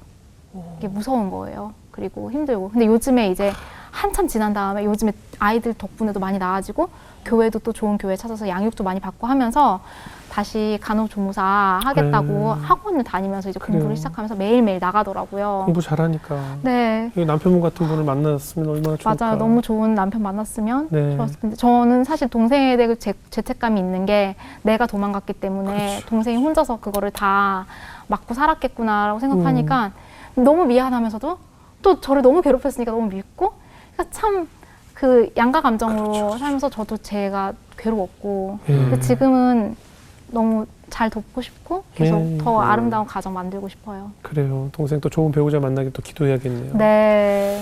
그 로블록스라는 이제 회사에 네. 취업을 하시게 된 건 어떤 계기로 취업을 하게 되셨어요? 제가 커리어로 이렇게 밟아 나간 과정을 생각하면 네. 하나님 은혜 없이는 정말 안 돼요. 왜냐면 제가 네. 미국에서 공부는 굉장히 열심히 했지만 학위를 이제 이런저런 이유로 따지 못했고, 그러니까 한국 학위로 그냥 간 거예요. 네. 그래서 뭐 내세울 게 하나도 없는 상황이었는데 정말 좋은 사람들을 많이 붙여주셔서 그 이전에 있던 회사에서는 제가 임신, 출산, 유산을 막 계속했잖아요. 그때 이제 정말 많은 검사를 하거든요. 그 검사를 할 때에 그 유전자 검사하는 회사 중에 하나였어요. 근데 아는 분이 소개를 해주셔서 거기 이제 면접을 보게 됐는데 창업자들이랑 같이 일하는 경영진 비서 자리였어요. 예. 근데 제가 이제 일은 뭐 똑부러지게 잘 하고 그러니까 이제 일 면접은 끝나고 개인적인 얘기를 하는데 이제 내가 지금 아이가 3번째 아이고 내가 어떤 거를 거쳤다 이랬더니 막 너무 이제 공감을 하면서 들어주시는 거예요. 그러면서 그분들도 이제 아이가 비슷한 나이 또래에 있는 아이들이 있는 남자 2분이셨고, 그리고 제가 이 프로덕트를 쓰면서, 그러니까 당신들의 제품을 쓰면서 얼마나 많은 도움을 받았는지 모른다. 그래서 내가 여기서 일을 하면 이걸 통해서 또 도움받을 사람들이 정말 그려지면서 되게 열심히 같이 일을 하면 좋을 것 같다. 이렇게 얘기를 했더니 자신의 제품을 사랑하고 이렇게 한 마음으로 일하는 사람인데 안 뽑고 싶겠어요? 그러니까 너무 같이 의기투합해갖고 이제 저 그분들이랑 같이 일을 계속했는데 그래서 너무 좋았고, 그러다가 제가 간호학을 공부를 했었어요. 널스 프랙티셔너 하려고. 근데 그거를 하고서 2년 동안 열심히 공부했지만 결국 대학원을 가지는 못했는데 이제 경제 사정이랑 뭐 여러 가지 이사 때문에. 근데 그게 거기서 쓰이는 거예요. 왜냐하면 그때 헬스케어 필드잖아요. 그러니까 보통 비서들은 막 그렇게까지 자세한 지식을 알 수가 없는데 저는 막 다 알아듣고 포스터 다 알아듣고 회의하는데 막 바로바로 알아듣고 이러니까 너무 이제 할 수 있는 일이 많아진 거예요. 그래서 다양한 프로젝트도 맡고 이러다가 프로젝트 매니저로 그 일을 하는 범위가 넓어지게 된 거죠. 그래서 진짜 좋았고, 그리고 나서 이제 로블록스에서 연락이 와서 한번 만나서 얘기해보자 하는데, 항상 그 실리콘밸리에서는 인터뷰를 자주 하거든요. 그래서 만나서 얘기를 해보자고 하는데 그때 이제 저의 그런 경험들이 너무 마음에 들어서 꼭 같이 일하고 싶다고 저희 임원분이 얘기를 해주셔서 제가 그쪽으로 이제 스카우트해서 가게 됐어요. 어떻게 보면 그 유산의 아픔이 네. 어떻게 보면 또 좋은 이렇게 일을 할 수 있는 맞아요. 계기를 만들어주었고, 이게 정말 하나님의 이야기를 빼면 설명이 안 되잖아요. 맞아요. 안 돼요. 우리 믿는 사람들에게는 하나님을 빼면 말로 설명이 안 되는 거예요. 맞아요. 그리고 저 같은 스펙이, 그러니까 네. 거기는 정말 아이비리그부터 유명한 회사에서 인턴한 그렇죠, 사람들이 와도 다 떨어지는 회사들이에요. 네. 근데 저를 그렇게 채용하고 막 계속 승진시켜주고 너무 좋은 기회를 계속 주는 걸 보면서 아, 이거는 하나님이 하시는 게 아니면 안 되겠구나. 제가 영어를 원어민처럼 하는 것도 네, 아니고 여기에 대해서 막 엄청 유명한 뭐 학자나 이런 것도 아닌데, 그래서 진짜 기적이라고밖에 말을 할 수 없는 네. 커리어를 만들어 주셨어요. 그렇군요. 이제 한국에 뭐 안식년을 위해서 나오셨지만 네. 앞으로 이제 쉬면서 네. 어떤 비전을 꿈꾸고 계세요? 저는 하나님이 지금까지도 제가 상상할 수 없는 삶을 계속 열어주셨기 때문에 제가 뭔가를 계획하고 이렇게 해주세요라고 하기보다는 하나님이 진짜 또 어떻게 열어주실지 너무 기대가 되고, 네. 오늘 이렇게 나오게 된 것도 사실 상상하지 못했던 일이었는데 네. 또 제 얘기를 전하게 됐잖아요.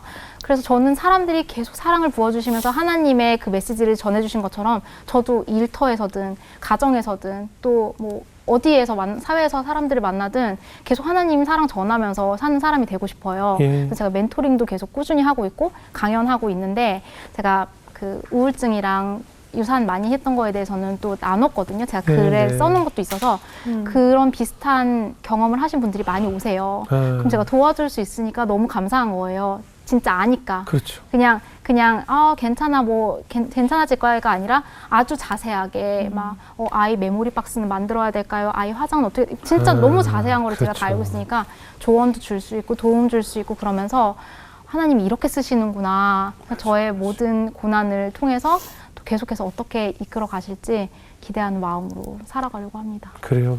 하나님께서 또 그 기대의 마음을 주셨고, 네. 저 동생분을 위해서 또 계속 기도를 해주셨으면 네. 좋겠다는 생각이 들었습니다. 네. 우리 수자매 어떻게 들으셨어요? 그 부모님이 좀 미숙한 상태로 자녀를 낳을 수도 있고, 그래서 자녀가 너무나도 힘들게 클 수 있는데 하나님 안에 있으면 다른 부모 역할을 하는 사람을 막 붙여줘서 그 아이를 키우는 거구나라고 중간에 생각을 했는데 네. 이 얘기의 또 결론은 그 미숙한 부모님도 하나님이 너무 사랑한 거지. 그렇죠, 맞아요. 그렇죠. 그 집 막내딸도 사랑한 거지. 그래서 맞아요. 그 큰 딸이 낳은 아이들로 인해서 어렵게 낳은 아이들로 인해서 그들까지 회복시키는 이 하나님의 섭리를 이 소름이 쫙 끼쳤습니다. 네, 오늘 네, 너무 맞아요. 귀한 말씀 나눠주셔서 너무 감사해요. 감사합니다. 네. 네. 범규 형제. 네. 너무 울어. 엄청 오늘 울었어. 잘 안 눈물이 잘 안 나는데 네. 정말 티인데 네. 오늘 많이 울었어요. 네. 이렇게 남편을 또 생각하면서 듣고 그다음에 또 이렇게 부모님을 보면서 저도 이제 같은 걸 느낀 건데 얼마 동안 한국에 계실지 모른다라고 얘기했지만 저는 진짜 그 아이들이 요 가정을 좀 살리러 지금 한국에 온 게 아닌가 네. 생각이 들어서 요 동생분들 그다음에 어머니 아버님을 아이들이 이렇게 또 잘 살리러 오신 그래서 잘 살리시고 또 네. 뜻하신 길대로 쭉 잘 나가시길 회복되는 가정이 되시길 네. 기도하겠습니다. 네, 아멘입니다. 요즘 뭐 대한민국 모든 여성들의 눈물샘을 빼앗은 폭삭 소가수다의 드라마의 네. 대사 중에 아버지가 그 사랑하는 딸을 위해서 항상 입에 달고 있었던 말이 수틀리면 빠꾸해. 언제든지 아니다 싶으면 빠꾸해 하면서 뭐라고 하냐면 아빠는 언제나 여기 있을게. 네. 네가 돌아오면 아빠는 항상 여기 있을게. 걱정하지 말고 아빠가 여기 있으니까 빠꾸해. 전 그 얘기가 뭐 여성들뿐만 아니라 저는 그걸 하나님의 음성으로 들었거든요. 맞아요. 언제나 내 곁에 우리에게 든든한 백이 있다는 그 축복이 내가 언제나 수틀렸을 때, 다 포기하고 싶을 때, 빠꾸하고 싶을 때, 어떡하지? 이럴 때 날 기다리는 존재가 있다. 그래서 저는 그런 아버지를 우리가 다 꿈꿔왔잖아요. 근데 현실 속에서 사실 그런 아버지들이 우리가 본 적이 없잖아요. 그래서 아마 그 작가분은 정말 우리가 꿈에 그리는 그런 존재의 아버지를 또 한평생을 한 여성만을 사랑하면서 살다간 그런 모든 여성들이 꿈꾸는 남성상을 그 드라마에 녹이지 않았나. 근데 저는 그것이 하나님의 존재이고 맞아요. 그렇기 때문에 저는 앞으로 그런 아버지가 되고 싶은 꿈을 꾸면서 이제 이 대한민국 모든 저의 정말 한 출연자도 빼놓지 않고 나왔던 그 간증 속에 나왔던 폭력적이고 폭행과 폭언을 일삼았던 우리 아버지 세대의 그 부모 세대가 또 받았던 그 상처를 이제는 우리 대에서 더 이상 우리 자녀들에겐 유산을 물려주지 말고 우리 대에서 정리를 했으면 좋겠다. 그리고 우리는 하나님의 언어로 우리들 다음 세대들에게 그 사랑의 언어를 물려주자. 저는 항상 강조하고 있기 때문에 앞으로 오늘 말씀하신 것처럼 그 언어를 이제 어떻게 사용할 수 있는지 전 특히 동생을 위해서 많이 기도를 해주셨으면 좋겠고 네. 전 이 영상을 혜진 자매님의 부모님이 보시고 엄청 많이 우실 것 같다는 생각이 들었어요. 부모님에게도 되게 의미 있는 간증의 시간이었기 때문에 네. 또 뭐 혜진 씨 부모님뿐만 아니라 같은 환경 속에서 자랐던 분들에게 얼마나 많은 은혜가 됐을까 하는 생각이 들면서 앞으로 그런 사랑의 언어를 전하는 사역자의 역할을 감당하시기를 저희도 기도하겠습니다. 감사합니다. 오늘 귀한 간증 고맙습니다. 감사합니다.